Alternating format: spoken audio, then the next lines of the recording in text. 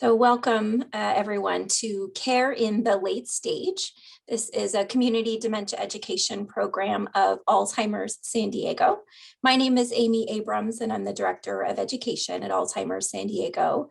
I'm very pleased to introduce you to my colleagues who will be helping me with this program today. Jean Alton. Hi everybody, good afternoon. Jean is a clinical care coach and my partner in the dementia education program here at Alzheimer's San Diego. Also with us is Ellen Boucher. There she is. Hi, Ellen. Hi, everyone. Hello. Ellen is also a clinical care coach and a social worker on our team. Ellen will be busy today working in the Q&A, answering questions or kind of holding and filtering questions for the couple of points along the way during the webinar that we're going to pause and take some questions and discuss them out loud together. So you will see that she'll be answering some of the questions in writing, and then some of them she will hold. It's also possible that we might not be able to get to every question here today. There's a lot of you in attendance. You may have a lot of questions. We want you to ask them, but sometimes it gets a bit busy and we're not able to address every question. But rest assured, our team is here to follow up with you, to answer individual questions as needed after the webinar. We'll give you instructions on how to reach out to us.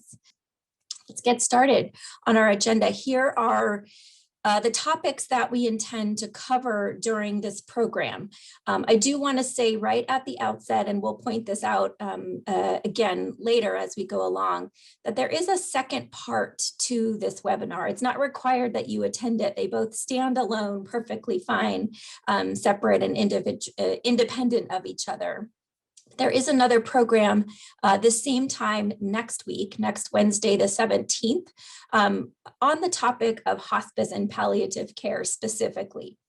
I will be talking about these resources briefly here today, but I just want to encourage you to either tune into that program or find it in our webinar library if you need more information about how hospice and palliative care services work.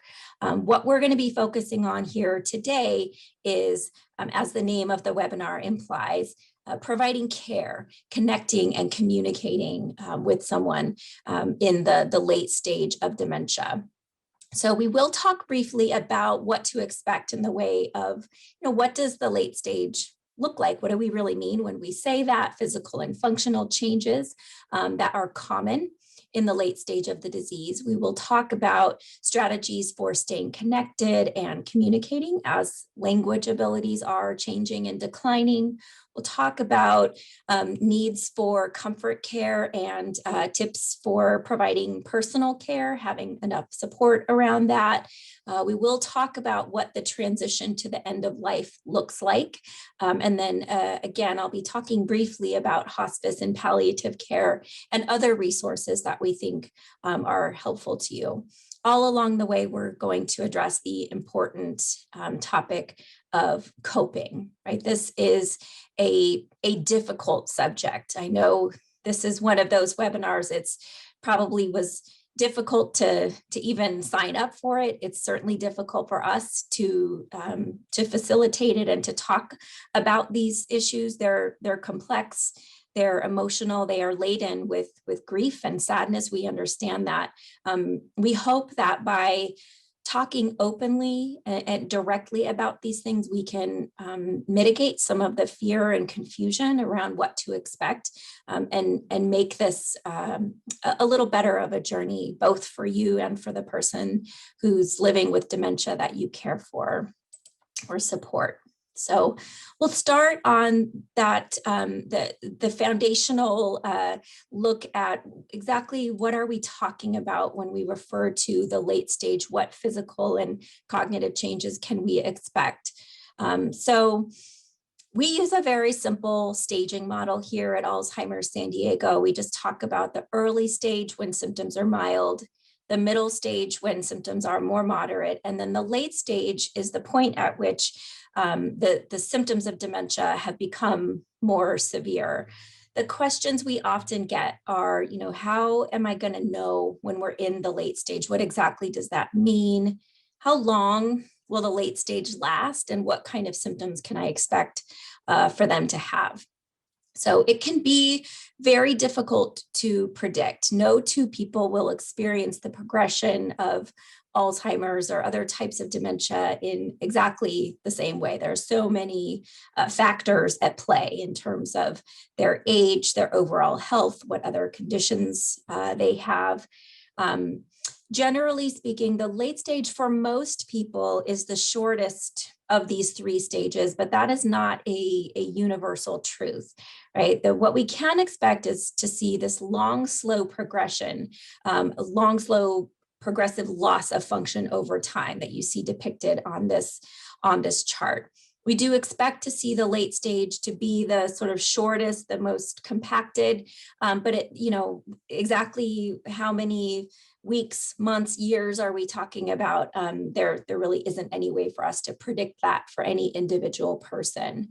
On average, the length of time from diagnosis to the time of death for the average person today with Alzheimer's disease, that one particular type of dementia, is approximately 9 years. But these can be very short progressions from start to finish, 2 to 20 years. Anything in that window is possible and kind of normal to be expected. What symptoms a person will experience, of course, depend on what regions of their brain are impacted and to what degree. But we'll talk about the primary functions that are affected in the late stage here in a moment. But certainly, we would expect to see a dramatic decline in verbal abilities, physical mobility, along with severe memory and cognitive impairment, all to be expected in the late stage. So just a very quick look at the two key regions that we're talking about here.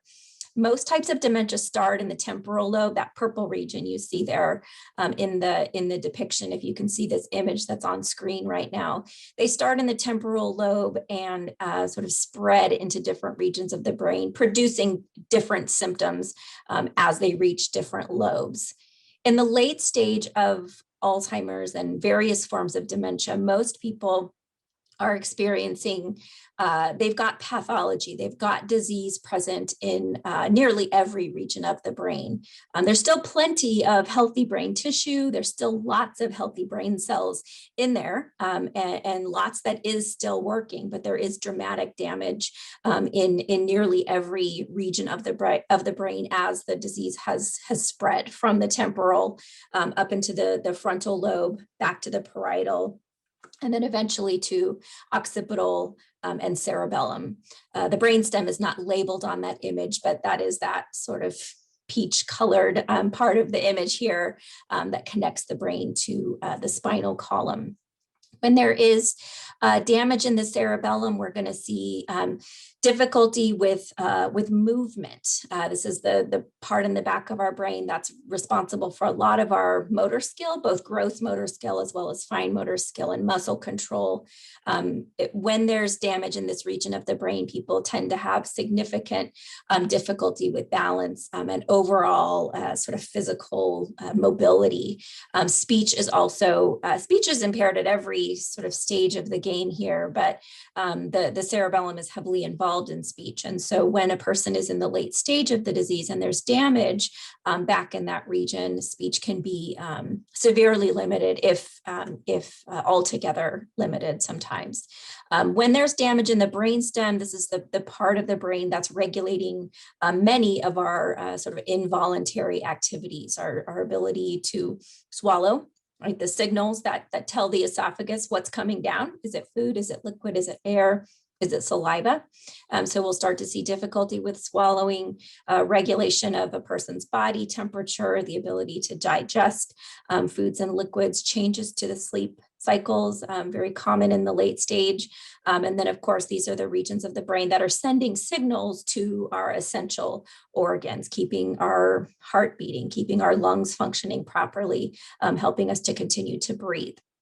So when there is extensive damage in the cerebellum and the brainstem, this is the explanation for how it is that Alzheimer's and other types of progressive dementia are terminal illnesses. I think there's a lot of confusion around that. We think of dementia as a condition wherein a person has a memory problem, right? Or a difficulty with thinking and cognition. But these are physical conditions. There are physical symptoms. The brain is the control center of everything that's going on, not only our memory and our cognitive abilities, but our physical function as well. So in the late stage, it is common for us to see limited verbal communication. A person may get down to just a few words or a few sounds. That's not uncommon. 24-hour supervision is absolutely required. This is something we just have to be thinking about and talking about as early as we can in the disease process. Both the person with dementia and their care partners should be engaging in these conversations because we have to plan ahead for a time that a person is going to require assistance with what are called the activities of daily living. We'll talk about those more here in a moment. This is really how we define the late stage. In the early stage of the disease, a person is able to manage their personal care independently. In the middle stage of the disease, a person requires some help. So that could be verbal reminders, it could be physical help, but they need some type of assistance in order to manage their personal care, those activities of daily living on their own. And in the late stage, a person is unable to manage their personal care tasks. So we need for families, for individuals and families to be thinking ahead and planning ahead for a time that 24-hour support and supervision will be required and that it will be available, whether that's in the home or in a residential or skilled nursing facility setting. Very common to see difficulty with chewing and swallowing for the reasons I described a moment ago. The signaling that comes to the esophagus, that signaling gets impaired. So we are likely to see people choking more when they're trying to eat regular bites of food. We'll hear that sort of gurgle it frequently when saliva is sitting on top of the larynx because it's not getting swallowed normally on a regular basis, and more sort of coughing and choking when a person is trying to get down saliva or liquids. So for that reason, conversations about what a person would or would not want with regard to feeding tubes, artificial nutrition, and hydration, these are important conversations to have, important decisions to make as early as we can. We'll talk about the sort of documents and legalities of that here as we go along. And again, very common in the late stage to see limited to no physical activity or independent mobility. A person may still be able to move around, but they'll likely need some help with that. So that is a lot to take in. We're going to talk more about sort of living and coping with grief in a bit, but I just want to sort of lay it out here before we get too far along. It's important to recognize that grief is a part of this journey long before a person has died, right? Grief is to be expected. It can occur at every stage when a person is just newly diagnosed, in the early stage, the middle stage, the late stage, and then of course, when we are bereaved, right? When you're actively grieving a person's death. But dementia is complex, right? There is something called ambiguous loss. This was a term coined by a psychologist named Pauline Boss that's very applicable to the type of grief we experience when we care about somebody who's living with dementia. Ambiguous loss refers to a situation wherein a person is still here, but we've lost them, or they're just not sort of available to us, right? This could be a person who, maybe was lost at war, a person who was lost in a natural disaster. When a person, we don't have closure in the sort of pop culture, pop psychology way that we think about closure. Right. This is very applicable to the type of grief people frequently experience when they love somebody who's living with dementia. They're still here in many ways, right? We can reach parts of them that are very much like their old pre-disease self, but we are losing our connection. We are losing our shared memories. So it feels in a lot of ways like the person is both here and absent. Right, so grief looks and feels different to every person. It lasts. There's no right way to grieve. There's no time frame for it. It's going to look and feel different for every person. So it could look like sorrow and sadness. It could look like a total loss of functioning. It could be overly functioning. A lot of people grieve with a lot of energy, right? That's how they deal with their pain, their anguish. Sometimes people feel angry. And unfortunately, a lot of the time, people who are grieving become ill themselves, right? This has consequences. So we want you to be in touch with that and aware of it. So let's talk now about ways we can stay connected and continue to communicate with someone with dementia, even when those changes are happening and their language abilities are declining or diminished altogether. I talked for quite some time there about all of the changes that are going to happen, all of the loss that we can expect to see, but it's really important that we also remember what remains. Right? What abilities does this person still have? And you see here on the screen what we frequently see in people, even in the late stages of dementia. What abilities? What is still possible for someone? Most people will retain some sense of their environment. Maybe I won't know exactly, the name of the community where I've moved, for example, but I know I'm in this nice, comfortable place. There's nice people around me. There's other people that sort of, look like my peer group maybe around me, that general sense of where I am and a sense of, how I feel about the people around me. I generally feel like they're good, they're nice, I trust them, I'm comfortable, or I don't, right? People are going to be able to respond to sound, to touch, to the tone of your voice, to an expression on your face, if in fact you are face to face with the person. We retain the ability to respond emotionally even after we lose the ability to communicate verbally, right? To respond verbally. So that's what I want to spend some time talking about here today, ways of maintaining connection and responding to nonverbal sensory stimulation. So we're going to do a little exercise with you here, and Jean's popped back on to help me read in the chat.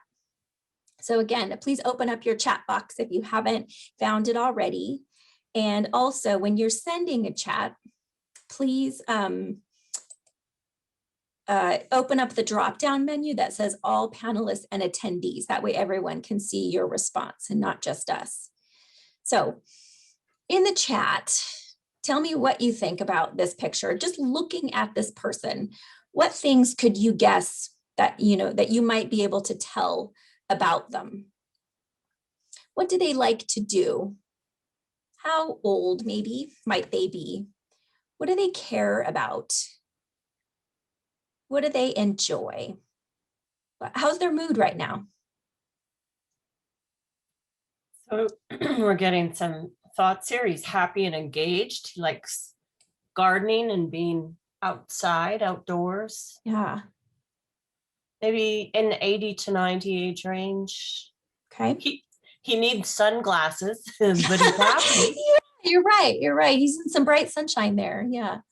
That's great. And then some people saying he's 80s or 70s. Oh, enjoys freedom and purpose in life. I like that. Purpose. Yeah. Sense of accomplishment, being independent. Yeah. Great. Yeah, happy and engaged with nature and flowers.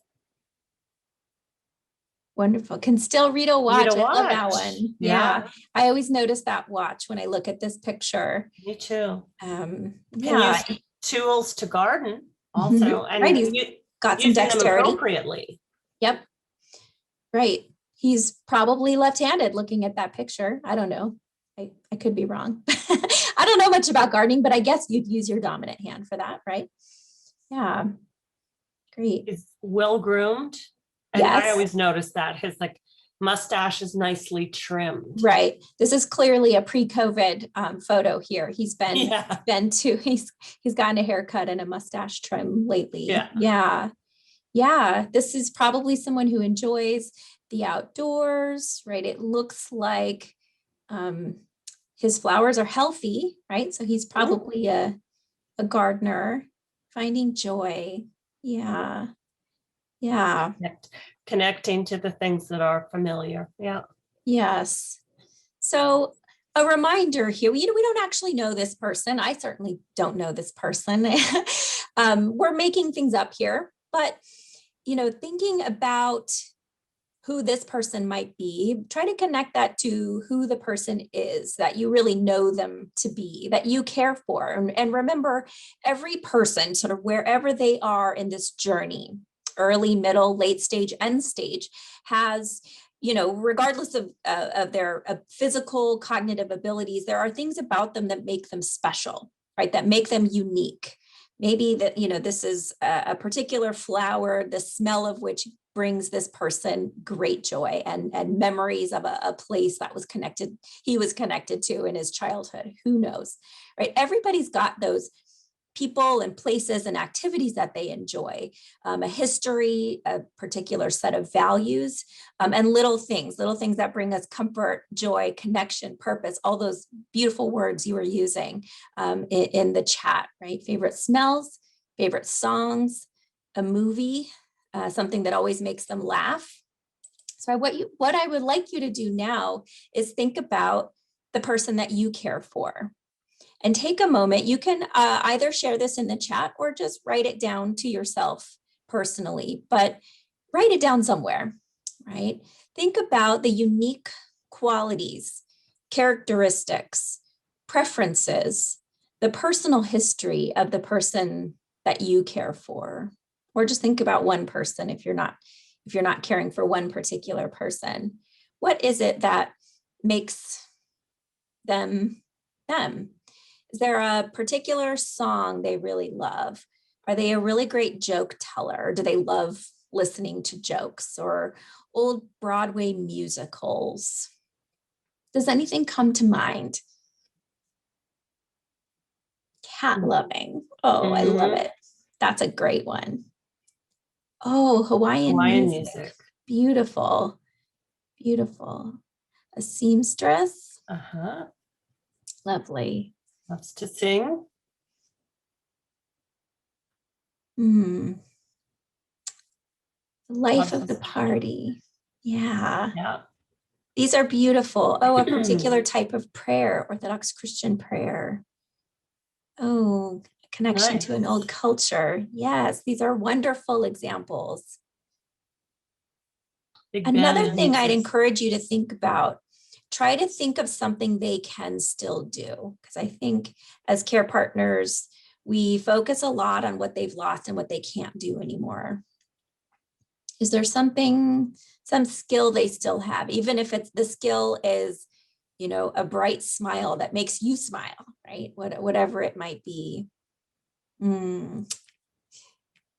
Soft, non-confrontational, and enabler and pleasant. That's great. That's great. Yeah, well, keep those coming.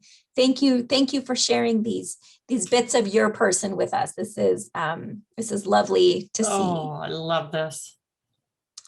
Dancing. Beautiful. Mountain music and watching cloggers. I love that. That's a good one. That's a good one. So many unique characteristics. They're there. Yeah. So keep thinking about those. And as you do, think about ways that you can use those things that you know about them, those little bits of their history, what appeals to them, what gives them purpose, and think about ways aside from talking and conversation that you might be able to connect with them and jot down any ideas that come up for you. So using the different senses, if, touch, if they love pets, the feel of, I saw some cat lovers in there, the feel of certain fabrics, for example, right? Feel free to write down any or chat any ideas that are coming to you as they're coming up. Thinking about the sense of sight. Is there a movie they love to watch, a window that they like to sit in front of, that they could enjoy, a drive, if that's possible, given your and their circumstances, a drive to a particular location that they would enjoy. Smell, a wonderful trigger for good emotional memories for a lot of people. Could be food, cookies and soup and coffee, things like lavender, mint, right? Smells that are soothing and enjoyable to them. Think about something that's very personal to them, right? That might conjure up some of those connections to those things that you were writing in the chat. Right? Taste, of course, depending on where they are in terms of being able to eat and drink. Are there some favorite foods that they would enjoy having little bites or tastes of?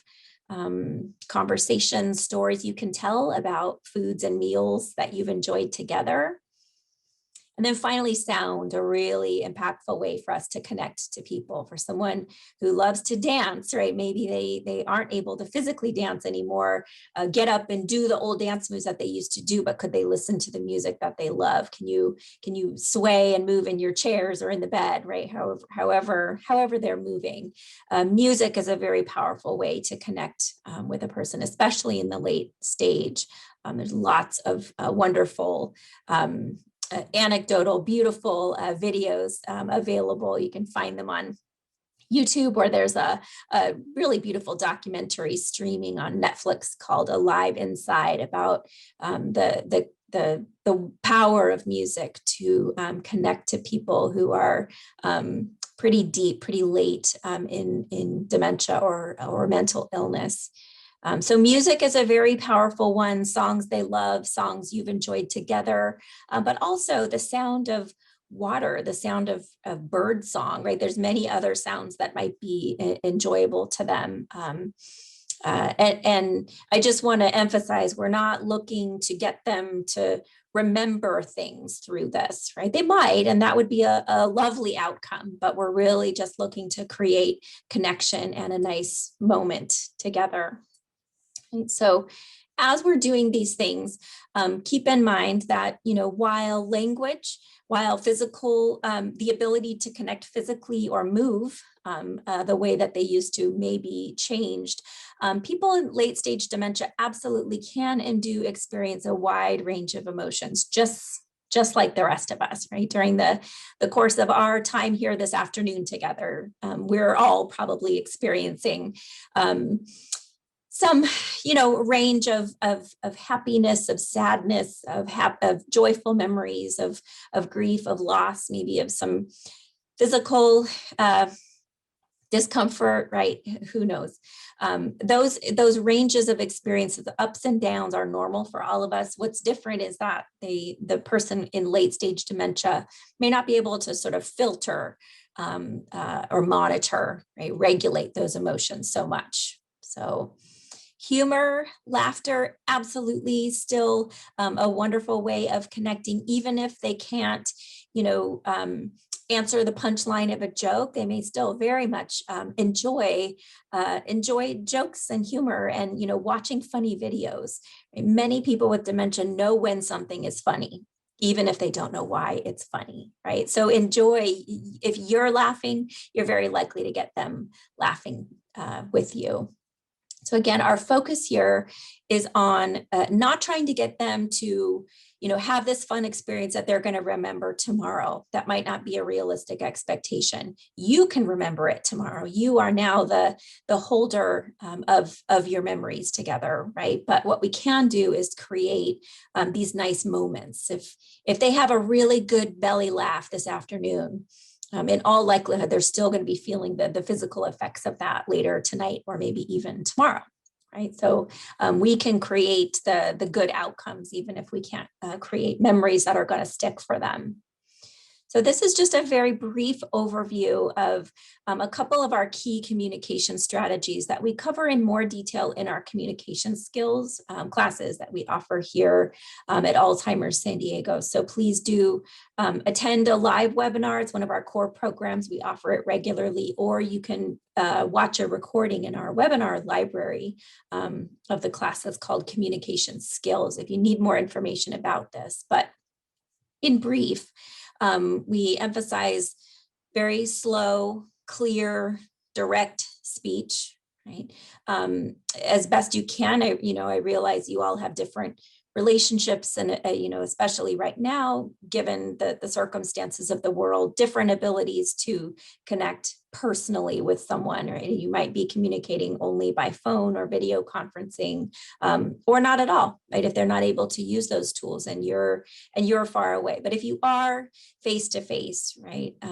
Maintaining good eye contact, articulating clearly, holding their gaze, right? Keeping your speech as simple as possible, shorter sentences, maybe even incomplete sentences, right? Just a thought or a few words might be helpful to them. Slowing it all down, giving them extra time to respond to you if they can respond, but remember they could be responding in ways that aren't verbal too, right? But don't rush your communications. You might want to use prompts, right? Other things that can kind of guide your interactions. Photographs, not to quiz them and, put them through their paces and have them tell you what they know about this photograph, but just to enjoy it together. A photograph, images of, places that they've been or that they might enjoy looking at or hearing about. Food, of course, and then music too. Music can be a wonderful just point of connection. Oh, do you hear that song? That reminds me of that time, right? Using those other senses to guide your interactions together. Being thoughtful about your physical approach. Again, if you are face-to-face, remembering that many people with dementia have a very narrow field of vision, a very narrow peripheral field of vision. So if you're standing directly in front of them and you're very close to them, you could be taking up their entire field of vision and causing more confusion, discomfort, maybe even a little fear or defensiveness on their part. So just being mindful of that, right? You can't know exactly what their perspective is, but being thoughtful about how you come into someone's personal and private space so that it's slow and gentle and they know you're there, right? Do be watching and listening for nonverbal behavioral expressions. We'll talk about this here in a bit, but do remember that for folks who aren't using spoken language the way that they used to, they're still communicating with us, right? There's still meaning in the sounds they're making, the words that they're saying, even if it's harder for us to sort of string them together and have them make sense, right? But try to connect with what the person is feeling rather than the words or the sounds themselves when possible. So now we'll talk through some strategies for kind of reading those signals and providing comfort and physical care. So remember that, all of the same basic physical needs exist. It's really important that we not assume at any stage of the game, not just in the late stage, that just because someone isn't clearly telling us that they're hungry, thirsty, they're uncomfortable, they need to go to the bathroom, just because someone isn't saying that, asking for what they need, gesturing very clearly, right? That, I want a drink of water. It's really important that we not assume that because they're not asking or gesturing, they don't need it, right? We don't want to just put a glass of water by the bedside and assume that if they're thirsty, they'll take a drink. Remember that as the brain is being damaged in different regions, their ability to take in that sensory information, they still feel all those things: hunger, thirst, discomfort, needing to go to the bathroom, but their brain may not be helping them understand what those signals mean, how to make themselves feel better. They also may lack the motor skill to pick up the glass of water, right? Even though it's sitting right there. So be thoughtful about unmet needs that the person may have. We have to, as care partners and observers, we need to be more proactive than we used to, particularly in the late stage, being attuned to the possibility of pain, discomfort, or just the general need to move. Movement is so important to basic comfort. Even people that aren't mobile need to move, right, regularly. So if somebody has not been to the bathroom in a while, somebody has not changed positions, in all likelihood, they're uncomfortable. So try to stay ahead of those unmet needs. Just being mindful here of changes to their sleep and wake cycles. I just want to prepare you for the eventuality of that. Very likely that sleep will become disturbed in the middle stages of the disease. That's common. In the late stage, we're likely to see pretty disrupted sleep and wake cycles. It's pretty rare, actually, for someone to just sort of lay down and have an 8 hours night of 8 hour long sleep at night. In the late stage of dementia, we're likely to see more sleeping during the day, more frequent wakefulness at night, because circadian rhythms are kind of managed in those back regions, those deep regions in the brain that are experiencing some damage there. Be aware that it's absolutely possible for someone who, even someone who's got a full-time activities director, planning, wonderful, engaging programming all around them, somebody who's always around other people, can still feel bored, can still feel socially isolated, right? If those activities don't connect with them, right? If they aren't able to follow along with what's going on, if they don't feel the social engagement and connection with the people who are around them, they can still absolutely feel lonely and isolated, even in the presence of lots of people. So be mindful of that particular unmet need. That's a kind of a hard one for us to gauge. I just want you to be mindful of it and aware of that possibility. And then, of course, personal comfort, right? If there's a certain smell, a cleaning product that they don't like, I'm very sensitive to bleach, for example, right? If there was a smell of bleach in here, I'd really have to get out of here. That would make me very uncomfortable. Personal comfort needs, right? Do they like having stockinged feet when they sleep, or do they not, right? Remember how impaired their ability to tell you what they do or do not want may be.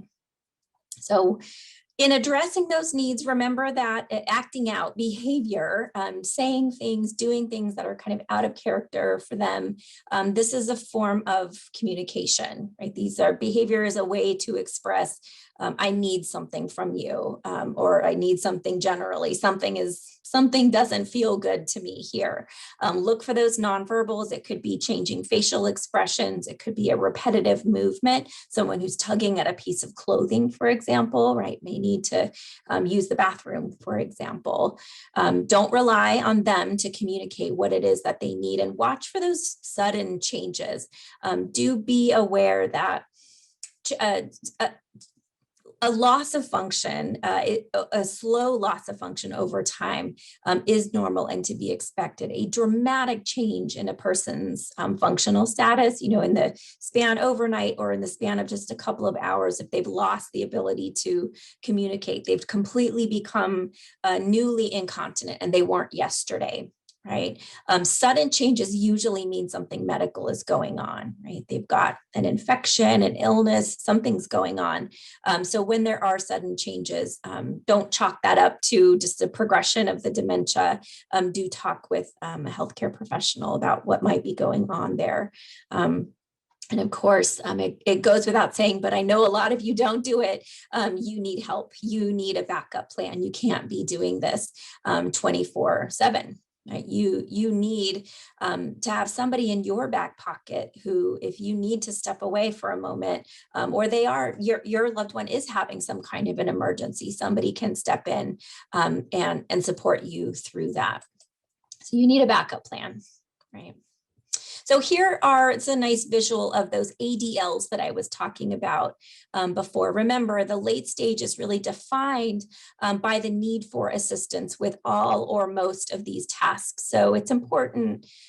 I want you to be thinking now about how you're going to meet them. Maybe the person you care for is currently independent with all of these things, and perhaps they'll remain pretty independent with most of these things. It's hard to predict, but we certainly can expect to see someone in the late stage of dementia need help with eating, not just prepping meals, but actually getting food and drink into their mouth, bathing, showering, whether that's in a shower or a bath, or bed bathing, some alternative type of bathing, getting dressed, doing grooming, brushing teeth, hair, right? Transferring, this refers to moving from a lying to seated or seated to standing position, toileting or managing continence, and mobility, walking or moving around with or without assistance. Right? Helping someone with late stage dementia with the ADLs is likely to be quite physically taxing. Right? This is not like supporting a child who is learning to do these things. First of all, children are smaller. They're less, usually have less strength, and they're not gonna fight with you and resist you the way that a person with dementia very well might, if they don't sort of know what's going on, why you're helping them with these things, or if it just feels physically uncomfortable, right? So we want you to be thinking now about your safety net, your backup plan. You are not likely to be able to provide this level of assistance 24/7 all by yourself. So we want you to have that safety net, that backup plan. So movement and motion, as I mentioned briefly before, it is essential for all humans, for our comfort, for our well-being. So we want to make sure that the person is changing positions frequently, not only for basic comfort, but for keeping skin healthy and intact as well. So sitting, standing, moving, right, at least every 2 hours is the sort of bare minimum standard. But of course, during waking hours, it's usually more often. But be realistic with yourself and with them in terms of how much movement, how much activity is really possible. Right, repositioning maybe when they're sleeping, just getting some help with rotating them on a regular basis, watching for the possibility of skin breakdown, especially in the bony areas, the heels, the coccyx, the tailbone area. Those regions in particular tend to be pretty prone to skin breakdown. So do be watching for that. And a really important point here is that movement, motion, getting somebody dancing, moving, walking, or even just, changing positions can be a nice opportunity for them to connect with you or with a caregiver, wherever it is that they are. These are opportunities for connection and, maybe a little bit of conversation or, nonverbal communication and connection with each other. We're going to have a program later in the spring, in June, on the topic of using movement and motion to foster quality of life, both for yourself as a care partner, but also for the person that you care for. So please watch for that on our calendar coming up in a couple of months here. So just a quick word on the use of adaptive supplies. Gait belts, these are, gosh, I wish I had one with me. It would be easy to show you on the screen. Gait belts are little sort of canvas-like fabric belts that can be used, put around the person's waist to give you sort of a point of leverage when you're helping with transferring or walking, providing some additional support as you walk for balance without having to grab onto, wrists and body parts or grab a belt and accidentally, harm or make the person uncomfortable. A wonderful, very simple little tool that just costs a few dollars, easy to find on Amazon or just about anywhere. You can use things like recliners and lift chairs, but remember, if the person has not used one of these before they had dementia, an automated recliner or motorized lift chair could be very confusing and difficult for them to adapt to.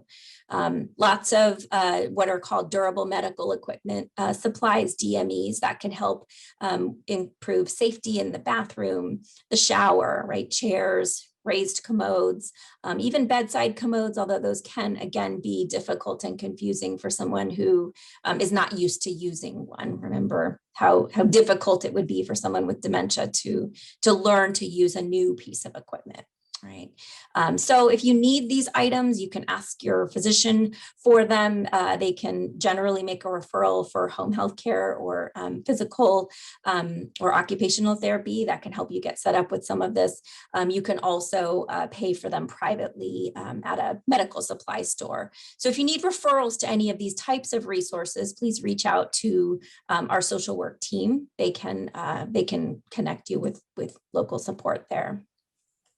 Okay, so we're going to take a few minutes and answer any questions that Ellen may be hanging on to here. I do have one for you, Amy. This is from a person who has a sister who is in late stage with early onset. She received the diagnosis about 9 years ago. Due to hallucinations and paranoia, the doctors have increased her medication, and they're noticing that she walks with her head down. She's got gait problems. And so the sister is wondering, could this be all from the medication? Should we wean her off the medication? How do we determine what's dementia and what's medication? Woo, good question. Jean, do you want to, would you like to start and then I'll chime in?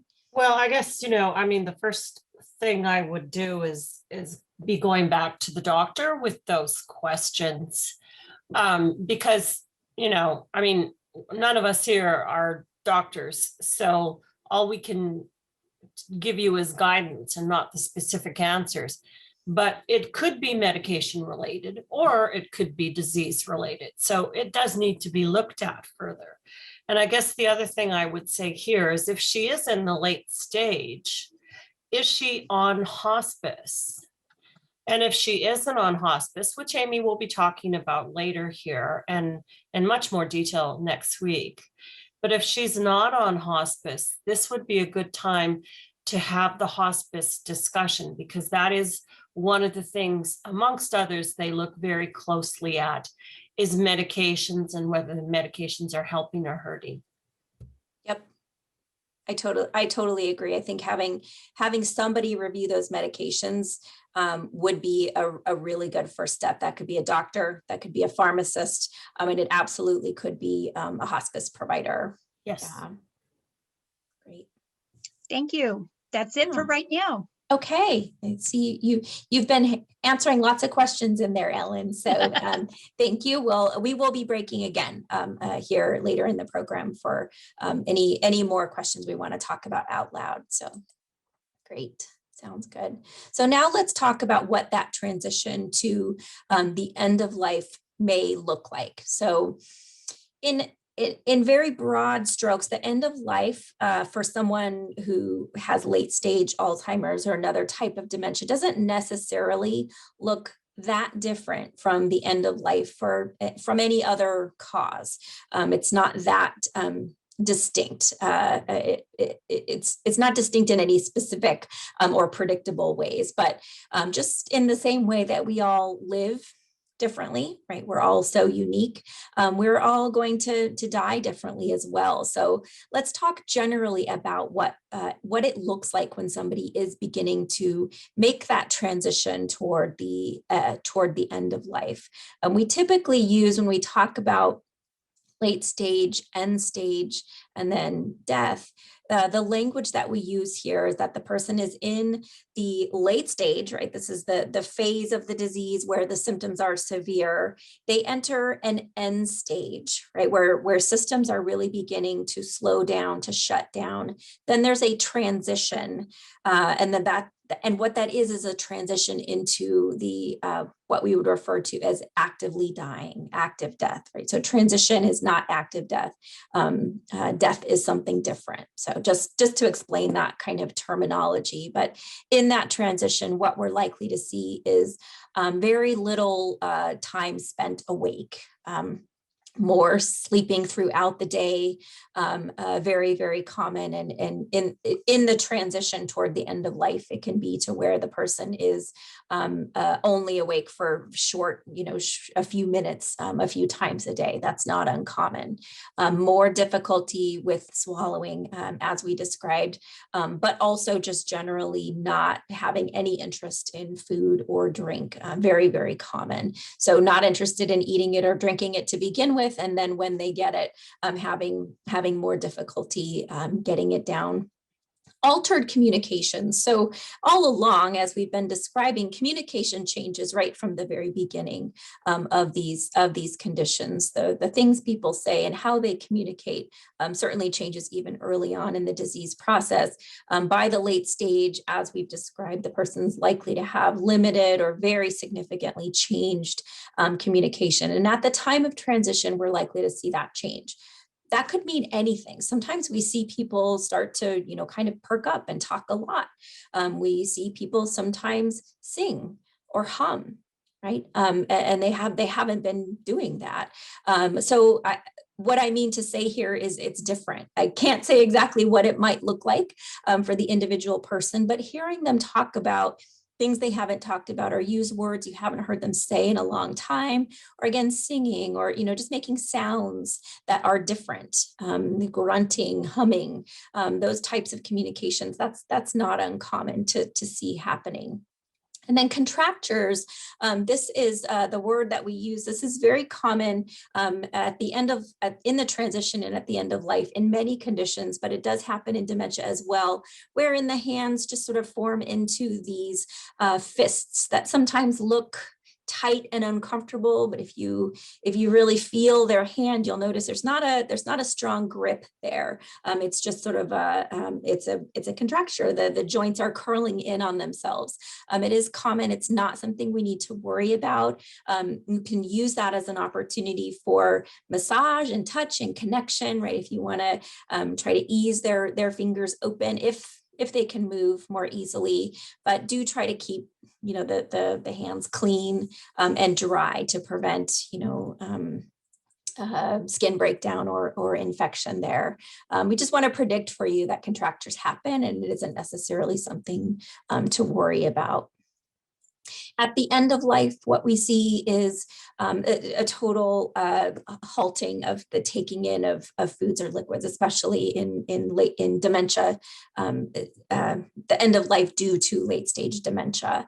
Minimally responsive, if not entirely unresponsive. Again, not uncommon.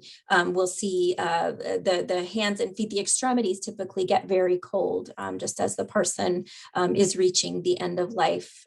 Changes in skin color, this can go a couple of different ways. Sometimes the person will take on a very sort of gray and colorless pallor. Sometimes we'll see what's called mottling, where there's sort of patches, red or kind of purpley looking patches in the skin, especially in the appendages, not uncommon at all. So that changes, right? What those changes might be, again, can be hard to predict.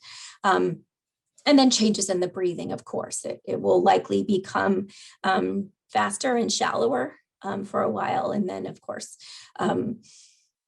stops altogether. So it's the end of life, like most other ends of life, right? But for many people, it's been a very difficult journey up until that point.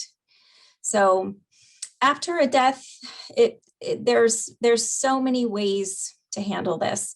Of course, if the person has given instructions about what they want, this is what, this is our goal. We hope that people who have a new diagnosis or who are caring for someone will engage in these conversations about what they would want with regard to organ donation, for example, the disposition of their remains. So if you have concrete instructions to be followed, of course, you follow those. But I guess we just want you to know you have options here, depending upon where the person has died and where you are, right? If you're with them, you can stay.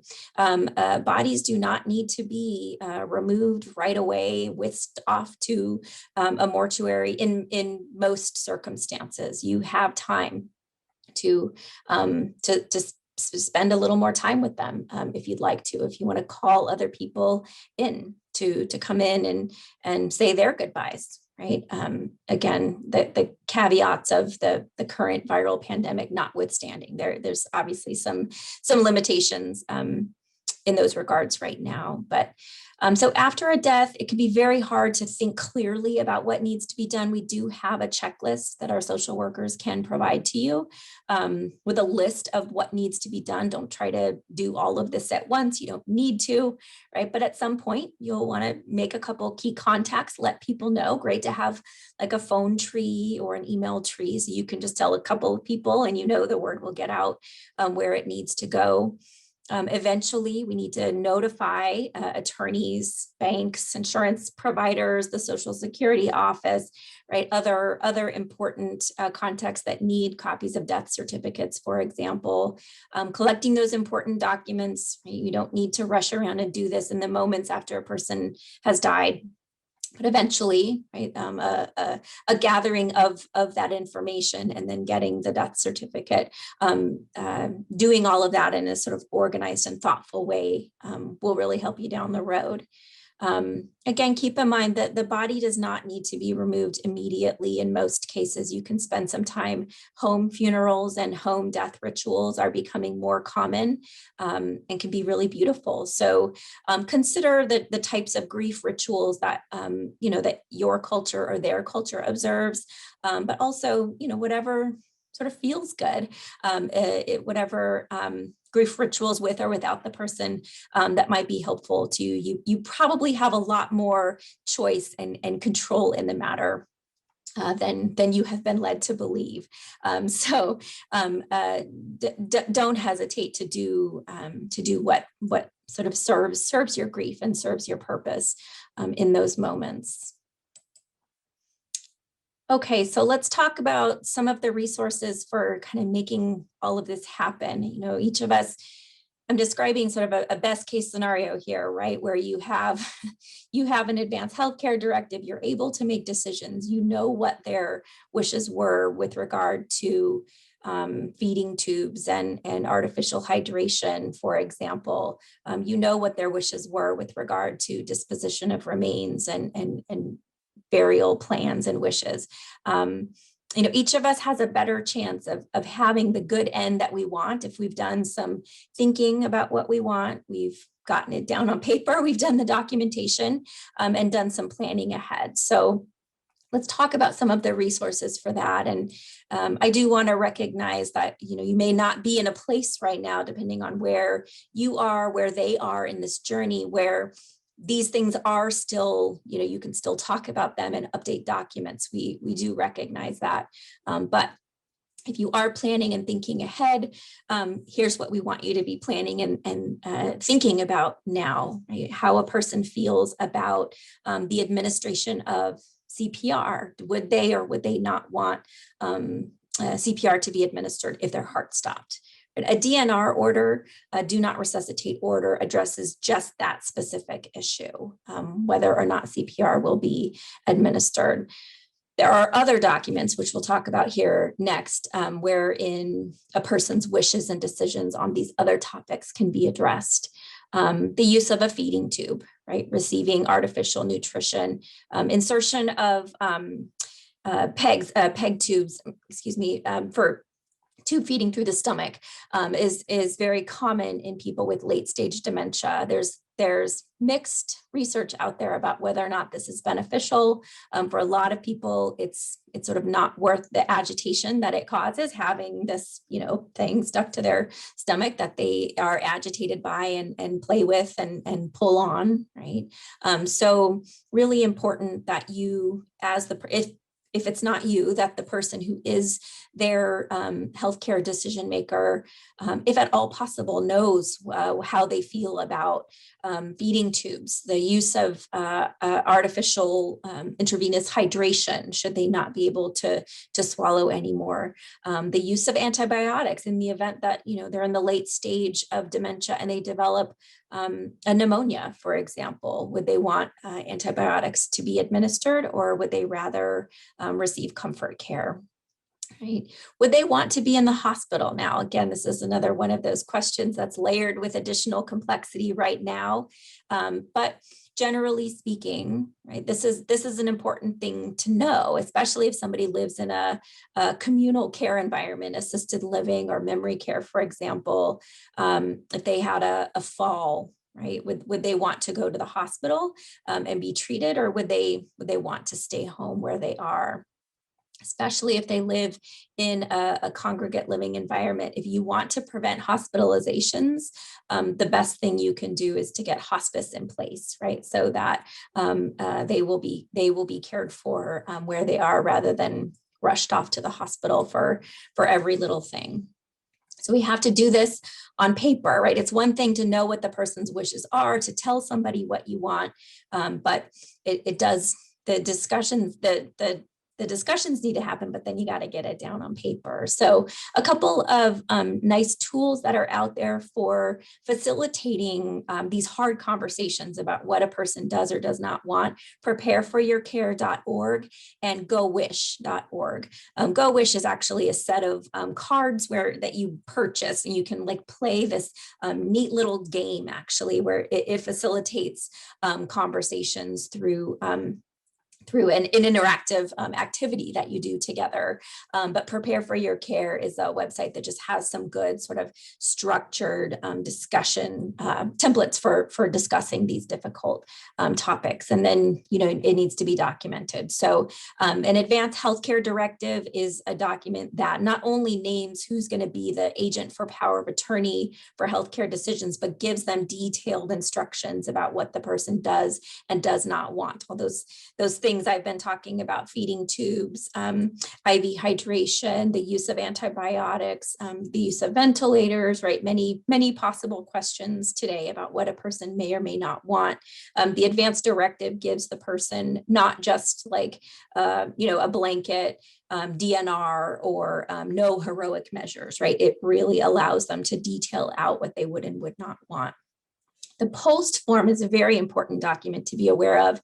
As for anybody who's in the sort of late stage of any chronic or terminal illness, having a post form in place is a really good idea.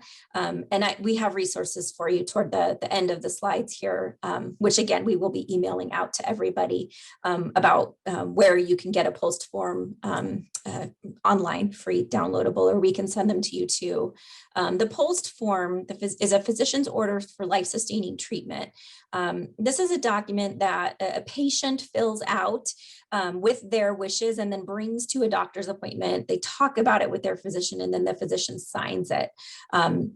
That way, it is actually a standing physician's order. It's not just a DNR that applies, for this hospitalization or in this particular setting. It works in any environment. It reflects the person's wishes. And again, it's signed by their doctor. So it is actually a physician's order. It's recommended that they be printed on this bright pink paper that you see on the screen here, because that's such a recognizable color. People recognize post as being the pink form. You can keep them on refrigerators. You can keep them in your binder for the hospital, right? Whatever sort of works. They are legal on any color of paper, but pink is what's recommended, because first responders, for example, and hospital staff are likely to recognize that document if it's presented on bright pink paper. So post does not, if it was signed later than a person's advanced healthcare directive, then it can override that if there's conflicting information about what the person wants. So it doesn't have to be part of a comprehensive like estate plan. It could be used to supplement and update documents that are already in place.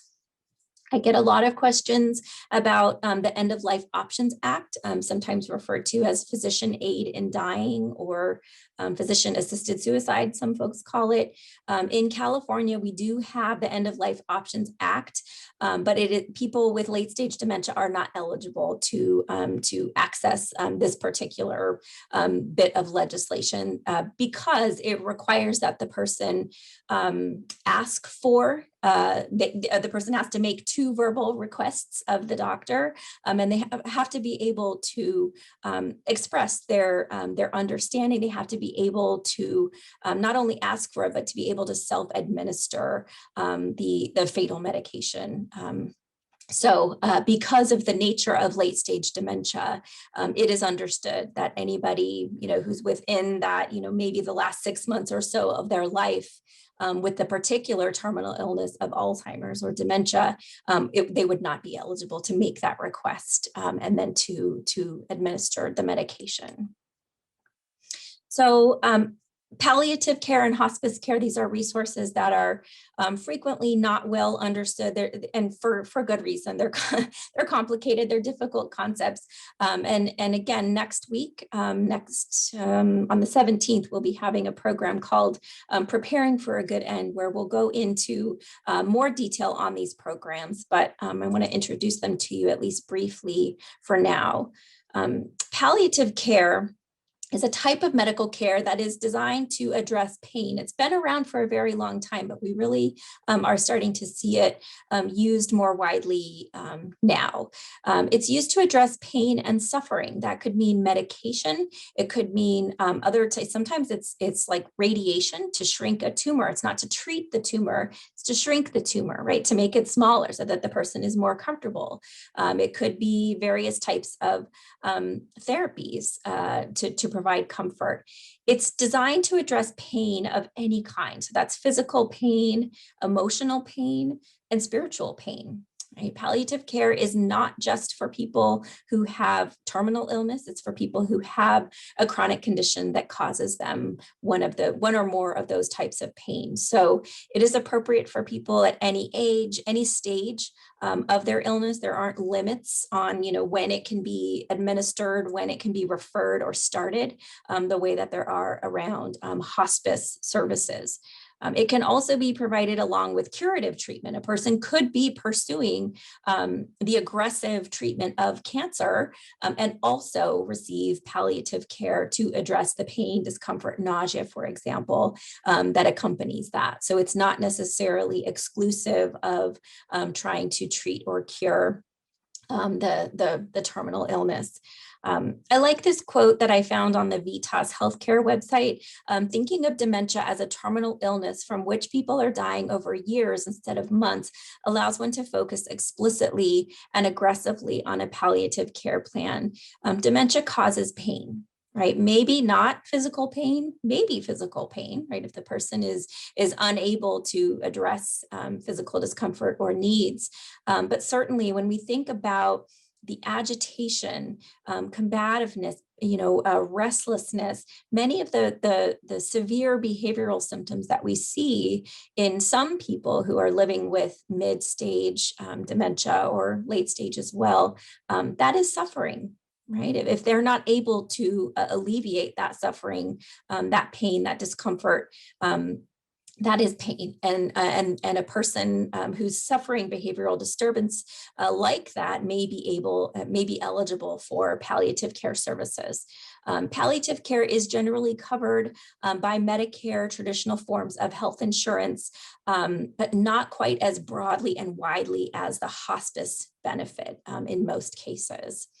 Hospice is a Medicare benefit. It is a different type of care. So hospice is not a place, right? We often think of a hospice home, a hospice place.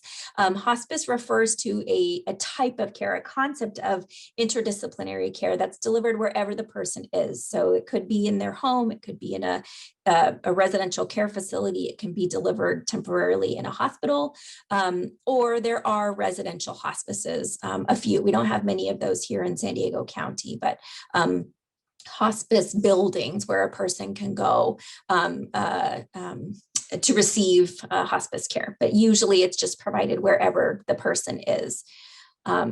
What hospice provides is comfort and support to the patient, the person who has what's called a life-limiting illness, and their families. It's not just for the person who has the illness. So it's medical care, it's nursing support, case management, social work support, chaplaincy, and often some ancillary services, things like volunteers can come and provide aromatherapy, for example, massage, there's music therapy, there's different types of sort of supplemental services that can be provided as well. So the benefits of hospice are, keeping people more comfortable, getting more personal attention. And as I mentioned before, the reduction of hospitalizations. If you are living in an assisted living or memory care facility and you're on hospice, you're not going to get sort of shuffled off to the hospital for every little illness or injury, because you've got this medical team that can come to you. People with dementia are eligible for hospice care. I think there's some confusion around that. You know, if they're unable to complete their activities of daily living, if they have other what are called intercurrent illnesses that are associated with advanced dementia. So that could be things like skin breakdown, those pressure sores, pneumonia, those types of conditions.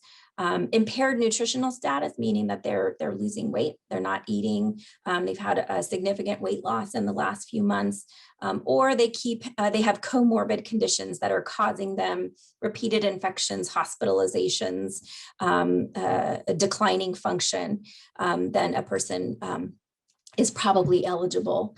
Don't rely on the doctor to bring up the topic of hospice. They may, but you can bring it up. You can ask for that referral. There's nothing wrong. There's nothing wrong with bringing up the possibility of bringing in hospice services.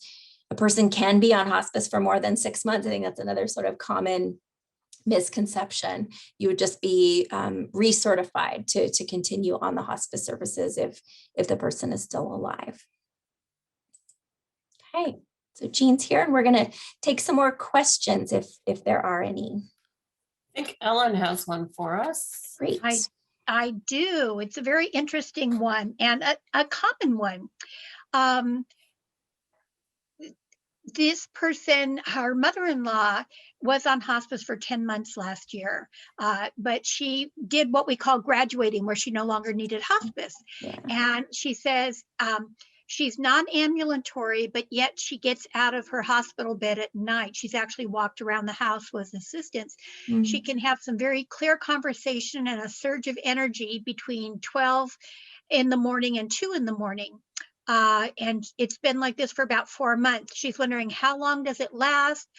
They thought she was going to pass twice. It's been a lot of adjustment on the emotions for them, and they kind of don't know what to expect or to look for. And have at it, Amy. Jean. Oh gosh, that's I gave you the fun one. Yeah, I wish I had clear guidance and an answer for you on that. This is truly a mysterious journey for a lot of people, and what you're describing is unfortunately not totally unexpected, not totally uncommon.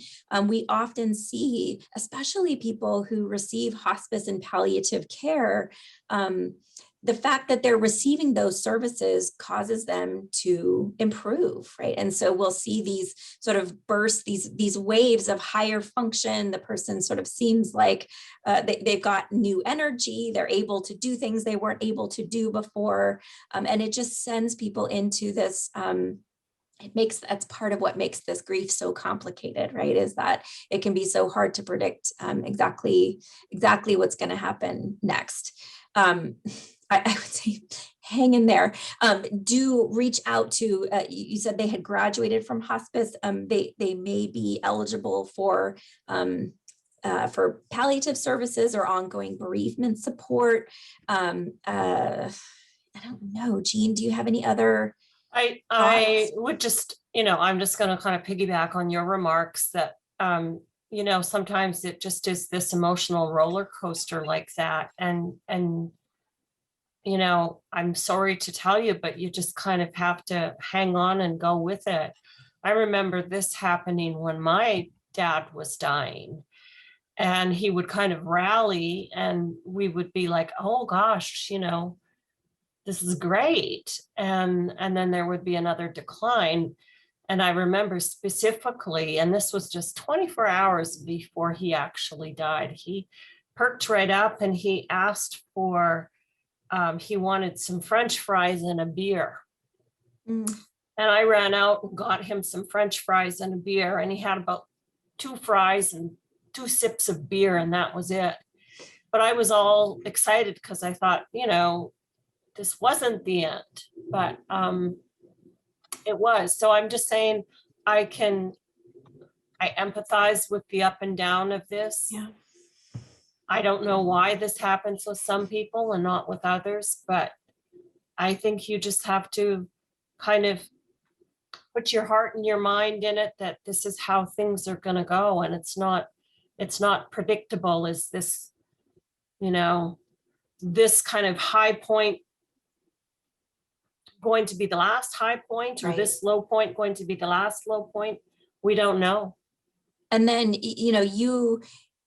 we're going to respond to those things, right? So that they're having the highs and the lows, and then we have our emotional reactions to them too.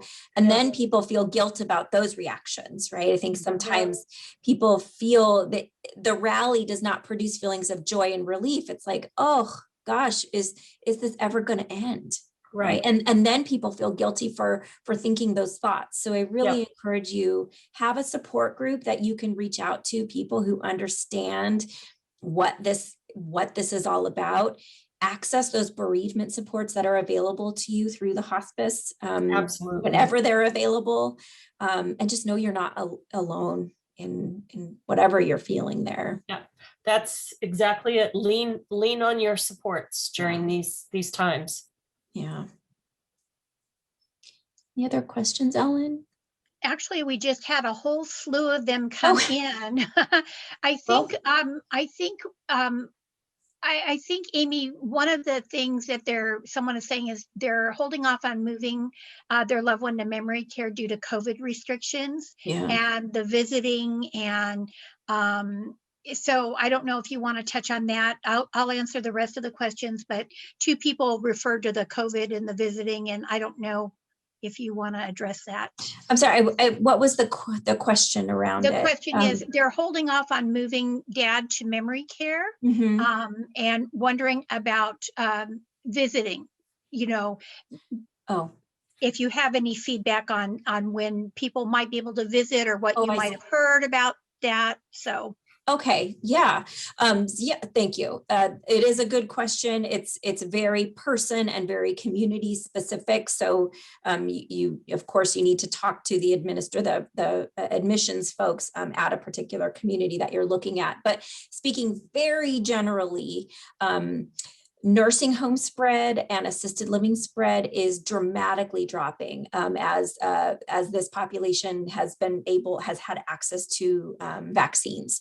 It is my understanding that they are not mandated, they are not required, that all residents are being vaccinated, but because so many people are choosing to, and the staff or their representatives are choosing to have them vaccinated, we're seeing those infection rates declining steeply right now.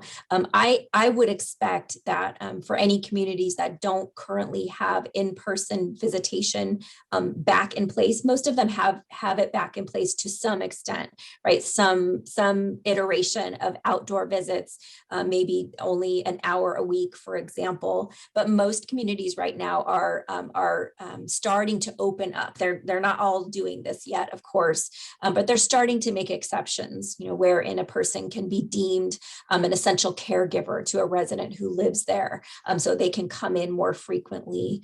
Again, outdoor visits, if the person is open and amenable to that, are becoming more common. And I expect in the coming weeks and months, we'll start to see memory care starting to resume something that looks more like normal procedures. Yeah, sure hope.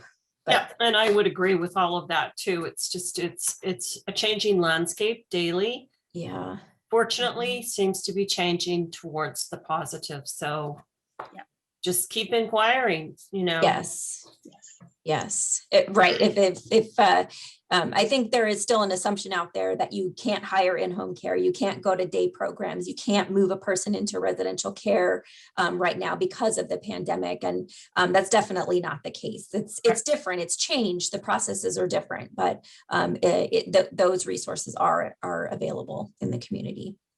Thank you so much. I'm going to start answering the other questions. Okay, great. Well, we'll do our best here to answer as many as Ellen will do her best, I should say, to answer as many as she can by the end of the webinar. But again, remember that you can reach out to our social work team anytime to ask individual questions about your specific situation. So we'll wrap up here by talking about the all-important strategies for coping with these various emotions. Actually, that good question gave us an opportunity to talk about this already a little bit, but just know whatever you're experiencing, it's probably normal. You're probably not alone. There is no universal experience or time frame when it comes to grief. And if you're experiencing grief while the person is still alive, again, that is absolutely to be expected and normal, right? So release yourself of of your own expectations of what this should feel like, but certainly what other people's expectations are as well, right? Let yourself feel it, as fully as you need to, but also have ways to stop yourself from feeling it when you need to, right? So feel it fully when it's good for you to feel it fully. And at other times, find that support that you need in the form of other people, support groups. We do have a lot of virtual support groups currently available.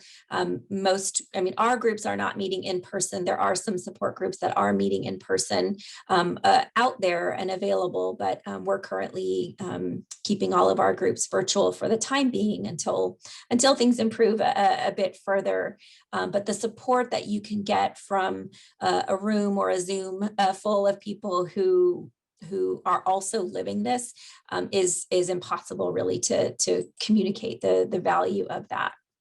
So think about the things that make you feel good. I know you're probably very focused on, we spend a lot of time talking about how to help the person that you're caring for feel good and comfortable. But think about your own comfort and your own pleasure and your own respite and need for rest and recovery and leisure as well. These are really important things, right? One of my favorite expressions is that you can't pour from an empty cup. And a person that you're caring for needs a lot from you. There's got to be something in that cup. Right? So you have to sort of be going back to the well and replenishing it in whatever way works for you. So we have on this list here a couple of ideas, things that other people tell us help them to replenish themselves, to rejuvenate. But you think about what are the things that make you feel good that you can do on a moment's notice, right? I mean, most of us would probably feel good laying on a beach in Hawaii right now, but that's not really possible. But could you get outside the next sunny day that we have and sit out there with a nice hot cup of coffee and read the paper for 5 minutes, right? Think about those things that make you feel good. We encourage you to think about what you can be doing right now to a small step that you can do to improve your health. If that's going for a 5-minute walk, if it's talking to your doctor about your poor sleep lately, right? When was the last time you went to the dentist or had your blood pressure checked, right? We tend to spend all of our time and energy focusing on the health and well-being of the person that we're caring for. And of course, you put them first, we honor that. You need to, but right, especially in these times when we're all so isolated from each other and from our normal sources of support, and again, just kind of recreation and mental ways to take mental breaks, it's more important than ever. So if you have that writing implement, think about, jot down for yourself a thing or two that you could do today or tomorrow. I'm not talking setting big, lofty 6-month goals here. A little thing you could do right now to improve your health. And I assure you that you taking the time to do that is going to have direct benefits to the person that you're caring for. So here's that slide I mentioned before with some of the resources for some of these documents and more information about some of these services that I've been talking about for hospice and palliative care. The Medicare Hospice Compare tool is actually quite good. The Coalition for Compassionate Care of California has a lot of documents, information you can download, but also just a lot of good sort of thinking and talking points as well around end of life, thinking about end of life issues and values, right? Kind of guidelines for talking about your preferences.